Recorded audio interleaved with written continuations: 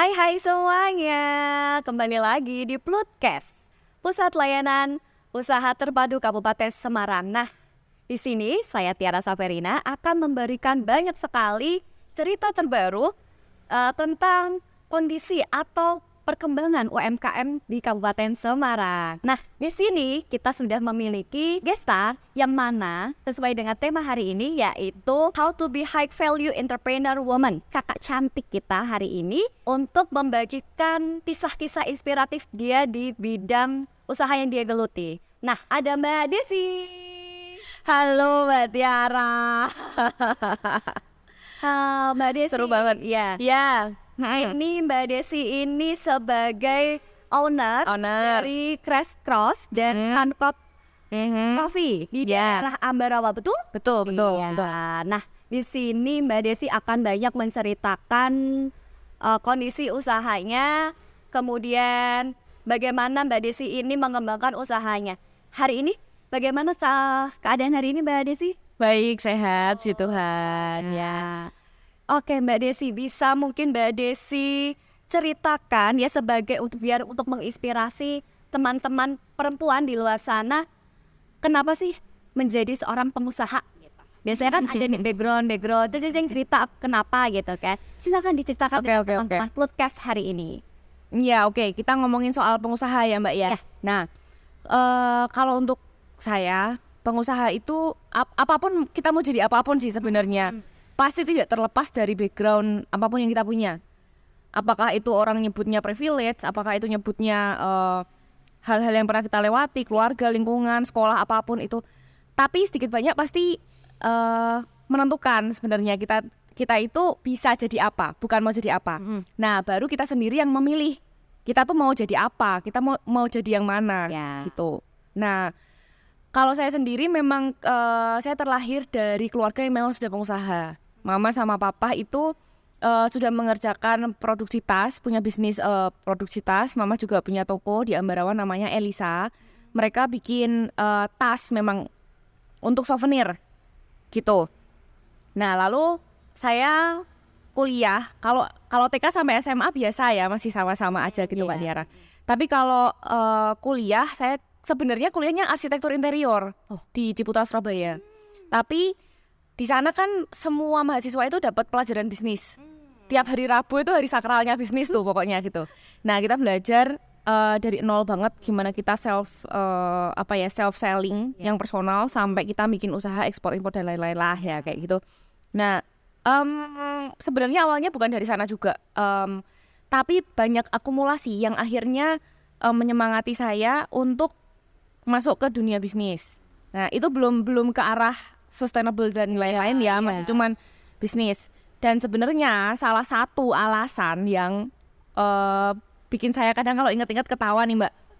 Teman-teman pasti banyak banget yang ngerasa enak kalau punya usaha sendiri, kerjanya fleksibel, bener nggak? Ya, nggak 9 to 5, bener nggak? Iya bener, nggak 9 to 5 Mbak, tapi 24 jam. Karena mungkin kita akhirnya mau ngapain lagi nih, mungkin ngapain lagi gitu kali ya. Ternyata tapi enaknya kan ketika kita berwirausaha, kita itu memilih untuk melakukan atau membuat sesuatu yang kita emang suka. Nah, jadi sebenarnya bukan membuat kita bosan 9 to 5, tapi karena kita passionate banget sama apa yang kita lakukan. Bahkan ketika kita kerja lebih dari 9 to 5 itu masih senang-senang aja. Apalagi di momen waktu belum nikah, belum punya pacar misalkan, itu mungkin sebuah privilege dari seorang single misalkan. Dulu ini kayaknya depend ya gitu. Jadi seru, kadang-kadang lupa waktu bukan karena harus, tapi karena seru gitu. Nah, itu salah satu yang menjerumuskan saya sehingga masuk dari keseruan itu yang bisa nih bisnis ya, enak ya ternyata gitu. Capek, pikiran sama badannya tuh capek, tapi seneng gitu. Yang akhirnya lambat laun saya juga banyak belajar dari nggak cuma orang tua, ada dosenku juga dulu yang kita masih komunikasi misalkan, terus lingkungan kan teman-teman juga pasti ada yang sama-sama pemilik betul usaha nih, startup juga nih. Jadinya kita belajar untuk memanage apakah itu waktunya, apakah itu duitnya, gimana semakin efisien dan lain-lain. Gitulah Mbak, gambaran umumnya dulu. Nah, ini kan sebagai seorang entrepreneur woman nih, ya kan? Pasti ada plus minus ketika Mbak Desi ini mengembangkan usahanya.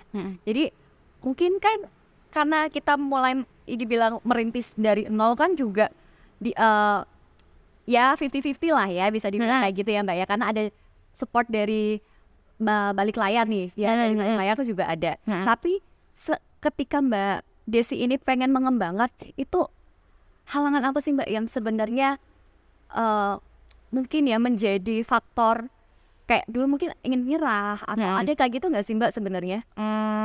Tak ceritain gini dulu, karena ada misperception dari orang-orang yang mungkin merasa kalau orang tuanya udah punya bisnis enak, gampang. Nah itu tak jelasin dulu. Jadi setelah kuliah saya itu bikin sendiri dulu.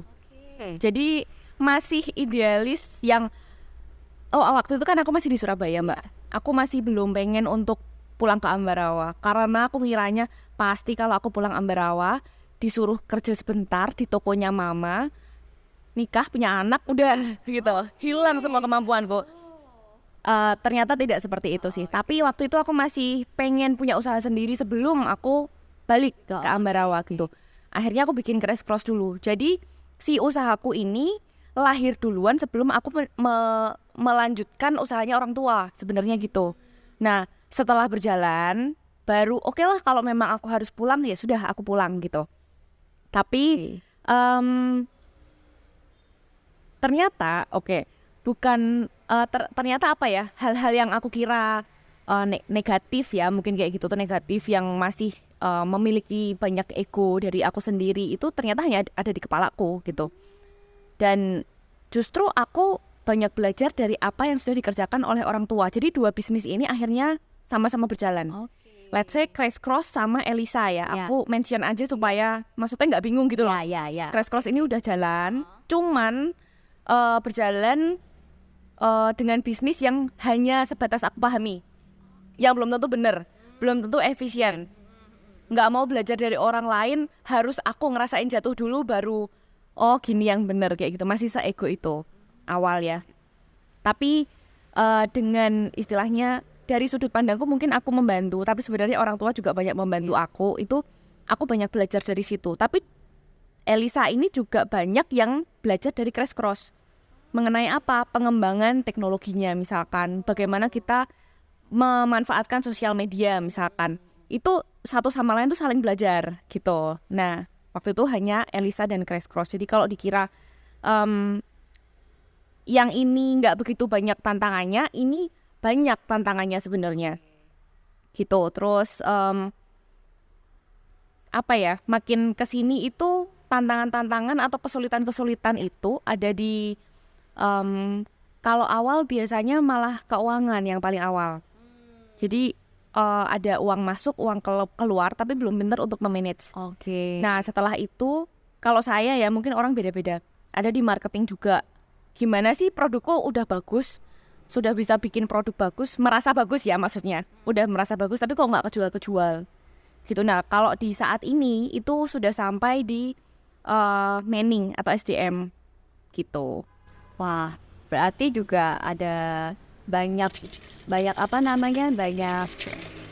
background ya, maksudnya banyak latar belakang yang bisa membantu Mbak Desi dalam mengembangkan usahanya ya. Nah, Mbak Desi ini ya teman-teman perlu tahu memiliki banyak sekali penghargaan ya. Mungkin teman-teman bingung Crash Cross itu apa ya? Crash Cross ini adalah pengembangan usahanya Mbak Desi untuk dari limbah plastik ya, dari limbah plastik dibuat sebagai tas. Nah teman-teman harus silahkan dilihat nih ya, ada beberapa cuplikan penghargaan yang telah diterima dari Mbak Desi Eserina ini.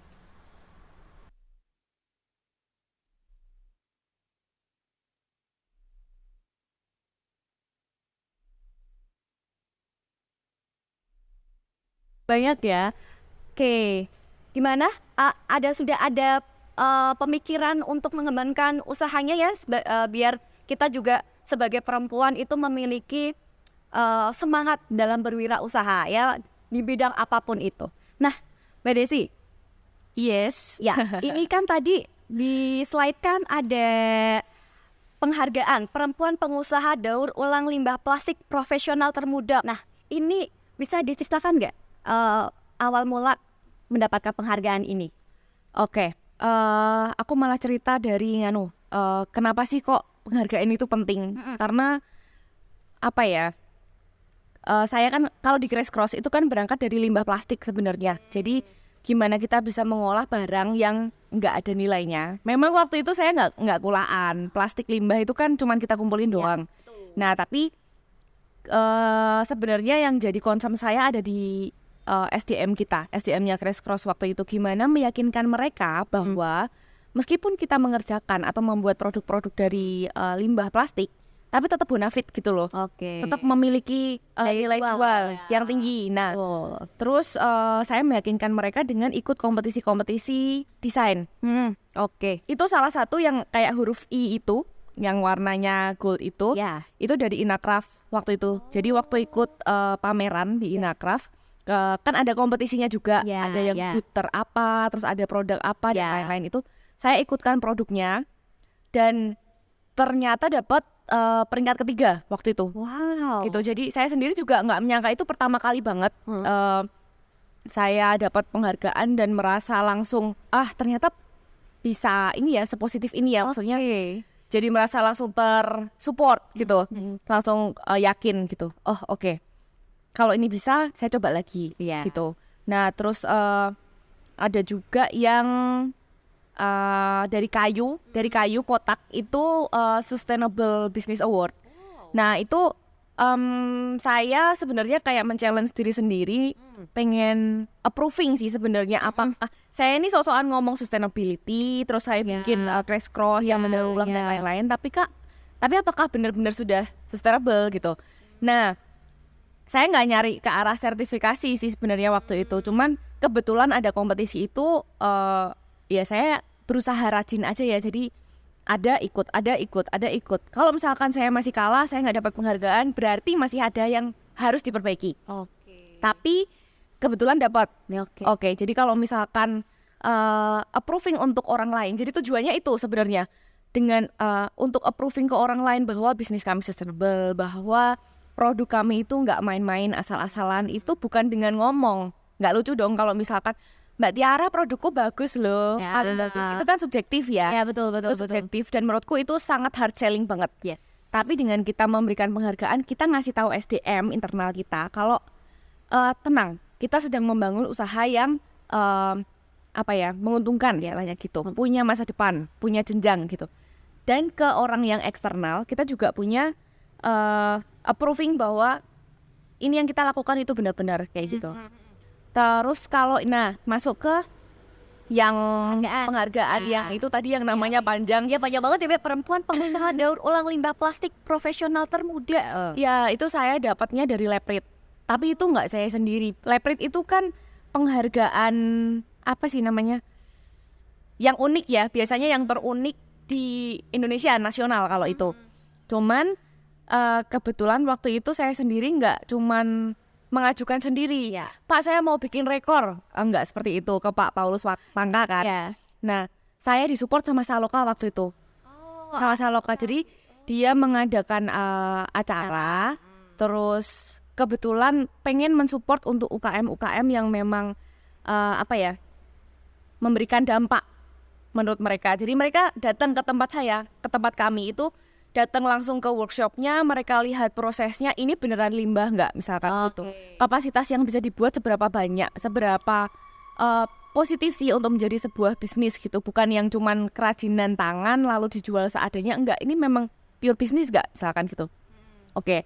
Nah mereka akhirnya datang juga Pak Paulus Pangka yang dari Leprit itu, yang benar-benar ya udah saya sebagai merasa sepolos itu ya pada waktu itu. Jadi dan kalimat termuda itu juga waktu itu teman-teman. Jadi kalau misalkan nggak sekarang ya, saya beda 20 tahun lagi ya, itu mungkin kok masih termuda sih. Waktu dinilainya itu termuda gitu. Dan bukan masalah termuda atau bukannya, pertama atau bukannya, tapi menurut saya itu sebuah penghargaan yang sangat berarti buat kami dan ngasih support yang benar-benar booster banget gitu. Oke. Dari tadi kan saya tuh selalu penasaran nih Mbak. Dari tadi kan Crash Cross, Elisa gitu kan ya. Dari tadi ya, karena menjelaskan tentang merek ya, ini brand mereknya ya Mbak Desi ya kan. Nah, kenapa sih Mbak daur ulang plastik? Kok nggak yang lain aja gitu? Kenapa? Kalau daur ulang plastik itu waktu lahirnya Crash Cross itu aku masih di kos-kosan di Surabaya. Aku nggak punya duit Mbak. Aduh, ini seru ya. Gimana nih? Oh, ya, Gimana Mbak? Tapi aku bisa ngerajut, diajarin sama temenku. Waktu saya kunjungan ke Bandung, itu ada Tobutil, kalau teman-teman ada yang tahu. Saya diajarin sama temen untuk ngerajut di sana. Nah, begitu bisa kan keterusan. Gitu, akhirnya ngerajut. Pakai benang awalnya. Biasa aja pakai benang beli, bukan dijual, waktu itu diminta sama temen. Bagus nih buat aku ya. Oke. Bagus nih buat aku. Namanya orang baru bisa, dibilang bagus, seneng nggak? Seneng banget. Itu sampai Jadi kayak kita tuh punya tapi itu juga termasuk self apa ya Mbak ya. Jadi ujian buat kita untuk berarti kita bisa nih kayak gitu kan ya. Terus kenapa tiba-tiba dari rajut itu ke plastik. Mbak? Nah, itu karena saya disupport juga sama teman. Jadi ada teman yang kompor, itu dari Surabaya. Itu dia, kenapa sih kamu nggak bikin usaha aja? Karena kebetulan dia dari C2O itu dia pengen bikin bazar. Terus aku disuruh buka sana lu, kamu buka sana lu gitu. Terus akhirnya aku buka kesempatan pertama. Nah, aku bisa merajut. Aku nggak punya bahan. Lalu di kos-kosan kebetulan memang banyak plastik karena kebiasaan dari keluarga itu kalau kita punya plastik bekas tuh dilipat-lipat yang jadi segitiga itu loh. Nah, itu tuh ngumpul. Itu biasa kita di rumah kayak gitu ya, gitu aja. Kan dilipat-lipat jadi segitiga Iya benar kayak gitu ya. Itu kan banyak banget. Terus ya udahlah pakai itu. Aku pernah nyoba pakai kaos sekali. Tapi ternyata effortnya gede. Kaosku mau terbuang berapa banyak misalkan gitu. Mau minta sih waktu itu ke temen yang kaosmu ada yang udah nggak kepake nggak? Kaos bekas ya. Tapi ternyata lebih efektif. Ya udah plastik aja toh udah nggak kepake juga gitu. Berangkatnya dari itu Mbak. Dari itu. Dan sebenarnya ada efek ini juga. Saya mengetahui kekurangan saya dalam merajut. Kalau di bazar orang biasanya buka atau bikin produk yang dari rajutan itu pasti banyak banget. Pinter-pinter bikin gantungan kunci, bikin boneka, bikin tas. Wah, itu keren-keren banget. Nah, aku tahu kekuranganku adalah aku nggak bisa bikin itu. Aku cuman bisa bikin kotak, Mbak. Berarti salah satu sejujurnya karena itu. Karena bikin kotak. Jadi harus ada sesuatu yang beda. Tapi nggak beli karena nggak bisa duit. Jadi masuknya ke kresek itu. Berangkatnya dari situ. Setelah itu baru tertamparlah dengan kamu jangan sok-sokan sustainable kalau enggak. Nah, baru akhirnya Crash Cross berlanjut dengan nilai-nilai itu dan akhirnya mengembangkan usaha sampai sekarang ya Mbak. Ya, alhamdulillah. Ini benar-benar banget ya, sesuatu yang mungkin tidak ada di ekspektasi kita. Terkadang hal-hal yang kita kiranya sepele ya, barang-barang di rumah tuh yang sepele, apaan sih kayak gini, buang ya. Tapi malah menjadi nilai jual tersendiri atas hasil kemampuan dan kemauan dari Mbak Desi ini. Nah, lagi Mbak tadi tuh, jadi saya nyicip kopi nih dari tadi nih ya kan, nyicip kopi enak banget loh. Kedistrak ya sama minumannya, ini ada 2. Betul, iya. Apa nih kedistrak dari tadi tuh? Apa sih nih? Kok kayaknya bau-baunya sedap sekali ya gitu. Nah, tadi di awal saya kan bilang owner dari Crash Cross dan Sankop Kowi ya kan. Nah, betul. Nah, awal mulanya nih, nah kan, ini kayaknya agak jauh banget ya dari tas ke kopi nih. Apa jangan-jangan beli kopi hadiahnya tas? Apa beli tas hadiahnya kopi deh? Ayo Mbak, silakan Mbak Desi ceritakan ini awal mula kopi ya. Sankop Kowi ya. Kalau Sankop itu bukan saya sendiri. Itu sama suami. Dia yang lebih paham soal kopi. kamu mau bilang, sudah bersuami ya? Ekspresinya teman-teman nanti kayak ya gitu kan. hai. Bapak cantik soalnya di tempat tadi. Udah digituin ya. Jadi kalau crash cross itu saya sendiri. Oh, pribadi Ya. Kalau Elisa itu sama orang tua. Oke. Sama orang tua. Nah, begitu menikah, kebetulan di tahun yang sama tahun pernikahan itu kita bikin Sunkop. Gitu. Karena awalnya suami yang tahu kopi sih. Dia paham kopi dan waktu itu kan dia sebenarnya dia punya usaha namanya Sunrise. Itu traveling tapi yang khusus ke mountain guide. Oke. Ya, dengan tamu-tamu misalkan dari Eropa dan lain-lain. Tapi ketika pandemi kan tahu sendirilah, maksudnya merosot apa gitu loh. Karena tidak ada pengunjung kan, karena semua di close ya. Betul. Nah, karena dia suka kopi dan bisa, akhirnya dia bikin usaha. Nah, saya ini kayak bagian bisnisnya. Saya kalau ditanyain kopi nggak sepaham dia. Ya, gitu. Mengembangkan ya, tapi yang Ya benar. yang membantu suaminya Mbak Desi. Betul. Ini udah berjalan berapa tahun Mbak produk usahanya Mbak Sunkop. Desi dari Crash Crop dan Sunkop ini Mbak? Kalau Crash Cross itu tuh kan dimulainya dari 2014 waktu selesai kuliah. Itu selesai kuliah terus tahun berikutnya itu lahir Sunkop, tapi kok Sunkop, Crash Cross. Salah ngomong. Ini Crash Cross. Crash Cross kan. Nah, itu udah 2016 itu 2 tahun kemudian itu mulai serius untuk memikirkan secara usaha gitu. Jadi bisnisnya dipikirkan, terus keuangan, manajemen dan lain-lain itu mulai dipikirkan meskipun saya belajar dengan otodidak. Tapi dari setahunan yang lalu akhirnya sudah jadi badan usaha. Itu Crash Cross gitu. Meskipun kalau secara retail memang seakan-akan kok lagi dikit ya produknya. Iya memang, cuman kita banyak menerima jasa-jasa souvenir, apakah itu perusahaan, apakah itu kantor-kantor, apakah itu event-event dan lain-lain. Itu hotel juga ada. Itu sesuai dengan permintaan gitu. Terus kalau Sunkop itu dari Januari 2022. Oke, Jadi umurnya sekarang 2,5. Jangan 2,5 ya. Oke. Nah, di antara dua genre usaha nih, sebenarnya genre ya Mbak ya. Dua genre usaha ini apa sih plus minusnya? Gitu. Satu bidang ya fashion ya, satu minuman. F&B ya. Nah, F&B. Nah, plus minusnya Mbak di antara dua ini. Silakan mungkin ya sedikit aja lah ya, karena memang mungkin rata-rata Plus minusnya jelas karena ini Mbak sangat jelas sekali kalau buat aku. Bukan persaingan. Persaingan itu in every business apapun yang kita lakukan pasti punya persaingan. Tapi kalau Crash Cross itu berangkat dari apa yang aku suka dan bisa. ya. Lalu dibisniskan. Tapi kalau kopi itu dari apa yang suami suka dan bisa. Aku masuk ke bisnis. Okay. Nah, jadi kan aku nggak sepaham itu. Oke. Gitu. Awal banget dalam apa ya memanage sebuah usaha kecil gitu.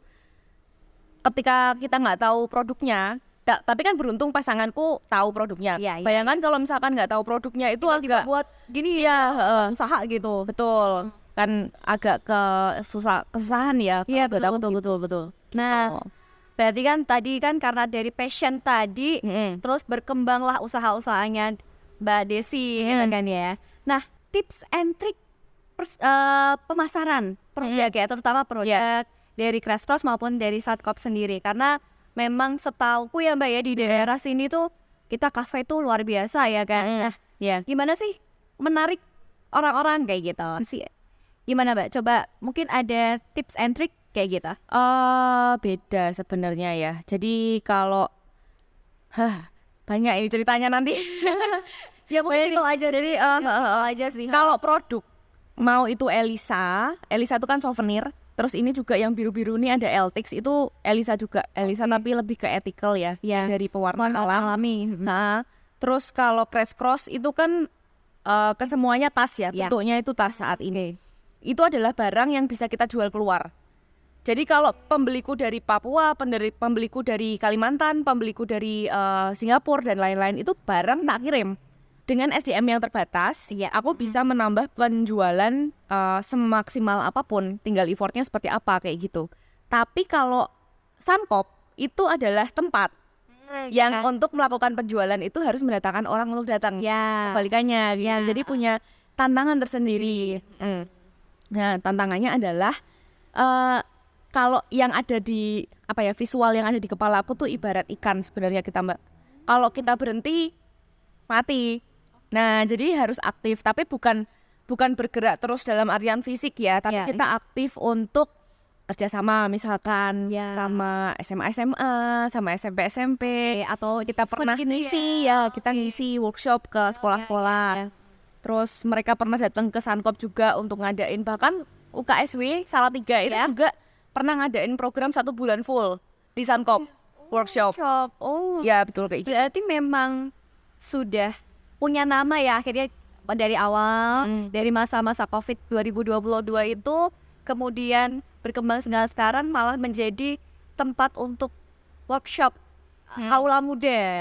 Sesuai kerjasama sih sebenarnya. Tapi asik loh Mbak, soal gitu kan kadang kan orang kan ekspektasi beda gitu kan ya. Nah, ini nih, karena tadi kita ngomongin di awal adalah entrepreneur woman, ya kan, entrepreneur woman. Menurut Mbak Desi itu ini terlepas dari background nih ya. Perempuan mandiri itu gimana sih Mbak? Perempuan yang mandiri. Ya. Kadang-kadang tuh kita melakukan tapi nggak mendefinisikan ya, karena it happens aja gitu. Tapi gimana ya, kalau misalkan yang ada di kepala saya itu dididik sama papa terutama untuk, kalau mama kan biasanya ibu kan kasih sayang gitu ya. Kalau dari papa itu meskipun aku anak perempuan tapi diajari untuk bisa melakukan hal-hal yang cowok bisa. Bukan untuk mengungguli tapi jaga-jaga misalkan suatu saat butuh dan lain-lain. Contoh diajari untuk ganti ban mobil sendiri. Terus ngeceki mesin mobil dia pakai misalkan gitu. Itu kan hal yang tidak semua cewek diajari dari kecil. Jadi Betul. Dan saya sendiri melihat sosok mama saya itu sosok yang mengayomi kami gitu. Almarhumah gitu ya. Nah, sosok yang nempel ke saya itu kita sebagai perempuan ibaratnya gini. Entah cowok, entah siapapun, mungkin kita punya partner, teman dan lain-lain. Mungkin ada orang yang akan posisinya itu lebih tinggi dari kita. Entah itu leader kita, entah itu bos kita dan lain-lain lah, apapun itu. Bisa jadi mereka itu lebih tinggi dari kita. Dan kita nggak harus memaksakan diri untuk menjadi lebih tinggi lagi, tapi kita bisa lebih luas. Ya. Itu ibaratnya kayak gitu. Kita mempelajari apa yang bisa kita pelajari sekarang. Ada bahasa be general ya. Ya. Belajar terus untuk bisa jadi the best version of me. Oh yes, kayak gitu ya kan, the best version of me. Kalau aku merasa itu belum bisa, aku harus bisa. Itu belum bisa, atau aku harus bisa. Sometimes bisa itu enggak selalu harus yang paling cepat, paling baik dan lain-lain, tapi bisa gitu. Karena kita mau berusaha itu lagi kan. Betul. Tidak selalu mengandalkan orang lain. Meskipun tahu diri ya, enggak terus sorry gue nggak butuh kamu. Enggak, jangan sampai yang seperti itu. Jangan. Maksudnya justru harus belajarnya semakin banyak. Tapi kitanya sendiri tuh yang semakin merunduk. Ya. Betul. Ibarat kata seperti bahasa, semakin berisi semakin padi, kayak seperti padi, ilmu padi semakin berisi semakin merunduk. Jadi kalau kita sebagai perempuan jangan mentang-mentang kita bisa nih kayak Mbak Desi nih, aku bisa kok ngembangin usaha aku sendiri, tapi kan kita butuh support. Dan support itu kan bentuknya macam-macam ya Mbak ya. Betul. Oke. Value, kalau ngomongin tadi high value berarti menceritakan tentang apa sih nilai kita sebagai perempuan, ya kan? Kita harus, tadi kan Mbak Desi nih usahanya dari awal, dari kuliah ya kan, dari kuliah kemudian masih lajang, kemudian sekarang usaha lagi dengan partner, dengan suami gitu kan. Pasti kan Mbak Desi tuh punya value nih. Aku tuh udah punya pendirian nih, udah punya prinsip. Nah, apa sih Mbak yang harus kita cewek-cewek ini perempuan yang harus memiliki value itu seperti apa? Soalnya kan sekarang nih Mbak, kadang perempuan tuh masih dipandang sebelah mata dalam berusaha, ya kan, dalam mengembangkan usahanya, berwirausaha. Aku kayak gini, perempuan itu kan labil, kadang gitu emosinya kan belum stabil ya dibanding laki-laki. Mungkin laki-laki bahasa Jawanya lebih bakoh gitu ya, lebih bakoh, lebih mulan. Tapi kan berarti itu kan ibarat kata berarti itu mendiskreditkan kita Mendiskreditkan, sebagai perempuan. Kok kita kayak gitu dipandang sebelah mata. Nah, value-nya apa sih, Mbak? Mungkin bisa di-share ke teman-teman podcast kita. Opini ya, tapi ya, Mbak ya. Ya kan nggak apa-apa. Kalau dari aku sih justru tidak memikirkan itu sih. Kadang-kadang tuh kayak merasa gini loh. Aku sampai nggak sempat untuk memikirkan apakah aku harus mencari value, apakah aku harus menentukan value-ku, karena kita keep doing something gitu. Dengan belajar sesuatu terus-menerus itu ya otomatis menjadikan diri kita bernilai sebenarnya. Dan nilai itu adalah sesuatu yang kita pelajari terus-menerus. Itu tidak selalu sesuatu yang eksak ya, apakah itu kayak akademis dan lain-lain, nggak selalu yang seperti itu. Tapi belajar emotional control misalkan dari orang yang lebih dewasa, kita mulai bisa mendengarkan orang yang lebih tua daripada kita. Misalkan orang tua, kadang kan kita merasa ada generation gap yang Gen Z itu begini, aku mungkin masuknya ke milenial ya, jadi Gen Z itu begini lalalala, generasi X tuh lalalala, itu ada gap. Tapi salah satu cara belajar itu adalah dengan mencoba mengerti, kalau mereka tuh karakternya seperti ini, kalau dari generasinya papa itu seperti ini gitu. Belajar banyak generasi. Iya, betul. Jadi ketika ada waktu senggang, belajar lagi. Kalau ada waktu senggang, belajar lagi. Itu bahkan kita nggak sempat untuk sepertinya aku harus menjadi wanita yang punya value. Itu udah ngabisin berapa detik, yang detik itu bisa kita pakai untuk ya udah belajar. Jadi keep doing aja gitu. Berarti value yang dimiliki perempuan tuh harus selalu berusaha belajar ya, dan mengembangkan potensi diri. Gitu nggak sih, Mbak? Gimana ya? Aku tuh sebenarnya gini nih, Mbak. Ini jadi ngobrol benar. Bingung. Aku sebenarnya tidak mengkotak-kotakan apakah itu wanita atau pria sebenarnya. Setiap orang. Iya, benar ya kan? Dan sebenarnya kesetaraan gender menurut saya, saya justru ketika kita tidak mengkotak-kotakan itu. Ya. Jadi kalau wanita tuh harus seperti ini, wanita harus seperti ini. Ya udah sih, biasa aja, wanita sama pria gitu. Meskipun mungkin ini tidak berlaku di setiap tempat ya, karena kondisinya beda-beda, Mbak. Ya benar-benar. Saya tetap menghargai, mungkin memang ada yang parah banget di suatu tempat. Ya, banyak kayak gitu. Ya, betul. Ada. Cuman yang selalu saya ingat ini aku juga dapat kok dari mungkin dosen, dari guru atau apa. Kalau kamu punya waktu untuk main game misalkan, ya aku juga ngegame kok, aku nggak melarang ngegame. Kalau kamu punya waktu untuk main game, coba kamu buka website yang bisa menginspirasi kamu. Mungkin misalkan ya. Karena memang gini, Mbak, kalau misalnya kita hanya stuck di satu tempat, terus kemudian ini kan pekerjaan, apalagi pekerjaan ya, stuck di tempat, terus kita nggak mau berusaha, nggak mau mengembangkan diri, pasti kan ibarat kata tertinggal sama temannya mungkin udah bukan lomba-lomba cepatan lagi kayak tadi kan, tapi bagaimana kita membuat diri kita tuh bisa berkembang ke arah yang lebih baik, kan itu poin penting sih sebenarnya dimanapun kita, mau itu usaha, mau itu kita pekerjaan yang lain-lain gitu kan ya.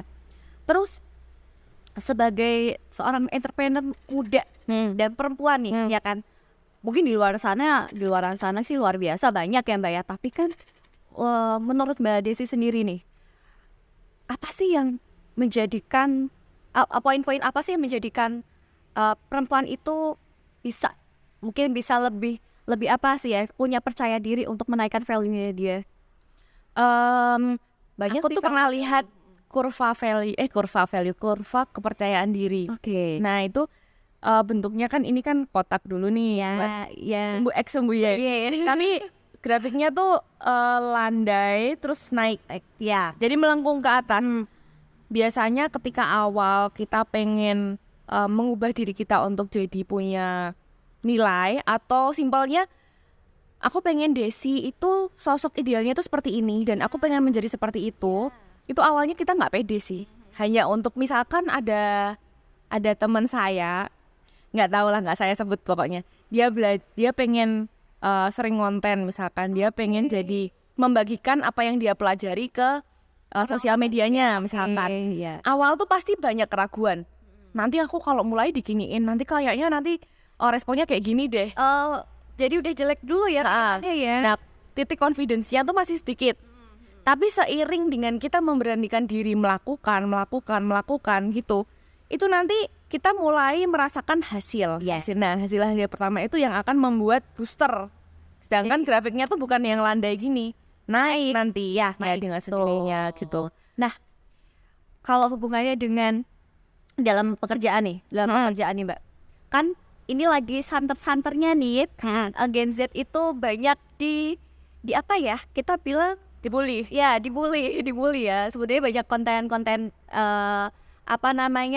kurang baik lah ya di luaran sana gitu kan ya. Karena banyak startup Gen Z yang dibuat sama Gen Z itu yang kalau aku bilang udah nyerah gitu, gampang nyerah. Misalnya mungkin nih kayak tadi kan karena usaha dari awal kan nggak semua langsung naik, rating itu kita kan nggak langsung naik gitu kan, Mbak.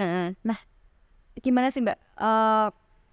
Biar mungkin ini buat motivasi dan inspirasi teman-teman Gen Z yang terutama perempuan nih yang lagi berusaha, mungkin mereka punya potensi untuk mengembangkan usahanya di luar sana, itu biar kokoh ya, biar usahanya tuh tetap jalan walaupun mungkin kalau aku mikir gini, kan usaha itu kan pasti ada naik turunnya nih. Nah, biar dia nggak stuck di tengah jalan atau dia berhenti di tengah jalan, itu kiatnya kayak gimana, Mbak? Bisa dilihat dari konteksnya sebenarnya, kondisi juga. Kondisinya bisa jadi banyak faktor ya. Ya, sebenarnya Gen Z itu punya kelebihan. Sorry, bukan Gen Z. Teman-teman kita yang lebih muda dari kita itu, mereka punya kelebihan gampang untuk belajar sesuatu banyak dan cepat. Dan begitu juga dengan memulai sesuatu, apakah itu startup, apakah itu project yang tidak bisnis itu sangat gampang banget lah. Informasi ada di mana-mana, mereka punya akses di mana-mana, memulai gampang, step gitu, udah jadi. Tapi yang mungkin perlu dipelajari lagi oleh teman-teman itu adalah mempertahankan pilihan. Gitu, kita enggak belajar untuk how to falling in love, tapi how to stay in love. Ibaratnya kayak gitu ya. Jadi aku pernah ada fase dulu waktu memilih Crash Course pertama kali tuh, saya punya beberapa hobi. Dan sebenarnya apa yang mau saya bisniskan itu bisa jadi mereka semua. Mau 5-5-nya misalkan 5, mau 5-5-nya saya jalankan itu bisa juga. Tapi saya memilih untuk fokus. Dan sebenarnya pilihan semuanya tuh nggak ada yang salah. Teman-teman mau jalanin A, mau jalanin B, C, D, itu nggak ada yang salah. Mindsetnya dipikir gitu dulu, nggak ada yang salah, cuman harus milih. Kalau ragu-ragu ke A, tengah jalan mau ke A, terus pikirannya ke C, mau ke C terus pikirannya ke D, mau sampai kapan? Gitu. Ketika kita fokus ke dalam satu ranah, satu tempat, satu bisnis, satu project, semua orang itu akan mengalami kegagalan kok dalam berbagai bentuk. Itu kepastian. Gitu. Betul. Jatuh bangun dulu jatuh bangun dulu. Meskipun nggak harus yang versi gagalnya itu masing-masing. Itu dulu notesnya. Tapi semuanya akan mengalami kok. Naik turun itu semua orang akan mengalami. Pilihannya adalah kamu mau move atau kamu mau concern dan belajar dari kenapa aku jatuh. Karena kan nggak semua hal itu kalau kita gagal terus ya udah aku nggak mau nyoba lagi kayak gitu. Sebenarnya kan banyak opsi. Kadang kita pikir ketika variabel A tidak jadi berarti itu B. Padahal belum tentu. Nah, apalagi kalau usaha itu kan memang berat di awal, karena rata-rata berat di awal, dan bagaimana kita bisa berjalan dengan baik itu kan pasti butuh proses yang panjang. Jatuh bangun dulu. Mungkin dari faktor dari kitanya sendiri internal atau mungkin ada faktor eksternal juga. Jadi kan kita harus belajar dari masing-masing faktor nih, ya kan Mbak ya? Benar-benar. Nah, sekarang tadi ngobrolnya udah banyak banget ya. Beneran butuh hot ya.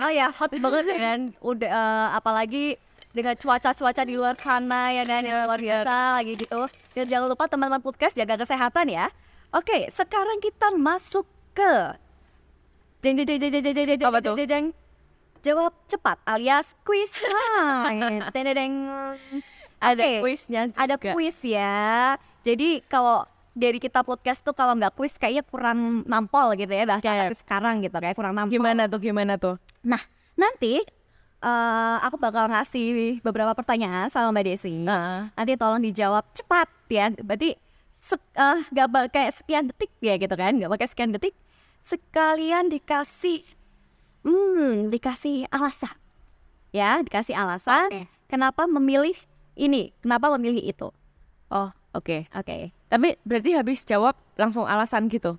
Ya, Atau jawab dulu? nanti keburu lupa kalau jawab dulu ya kan. Oke, bebas. Bebas ya. Ya, Bebas ya. Oke, kayak minum dulu atau gimana? minum ini udah hampir habis.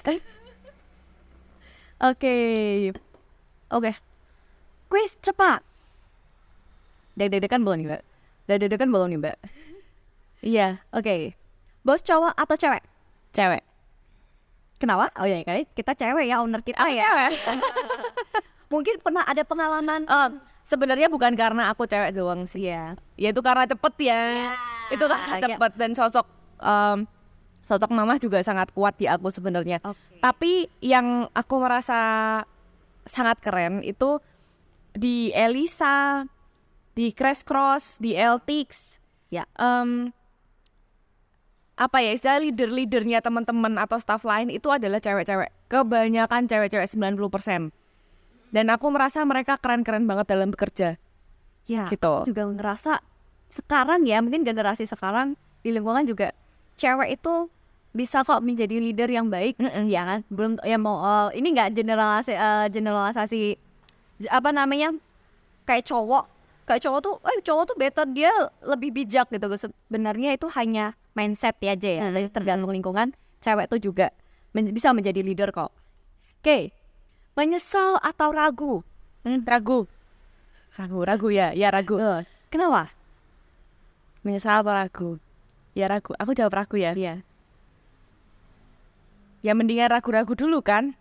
Berarti masih ada pertimbangan. Ya kalau apa-apa dilakukan dengan cepet terus misalnya nih kayak pertanyaan gini terus aku salah jawab menyesal kan. Mendingan ragu-ragu dulu. Bener. Oke, memang. Berarti mending ragu-ragu karena kita punya pertimbangan yang lain. Iya. Daripada kita udah kadungnya pluk gitu ya kan. Oke kan alasannya. Oke. Keamanan atau peluang? Keamanan. Tahu ya keamanan. Oke. Wise. Ini efek jawab tepat. Ngomong dulu baru mikir. Wah ya. Keamanan. Oke. Tak, ini cocok logi lah karena jawabnya cepet. Dari pengalaman berbisnis ketika kita berhubungan sama SDM yang semakin banyak ya, kan kita mikirin orang ini semakin banyak nih. Kalau kita ngejar peluang terus, kadang-kadang kita chaos di bagian orang-orang yang harus kita pikirkan. Ya, jadi kayak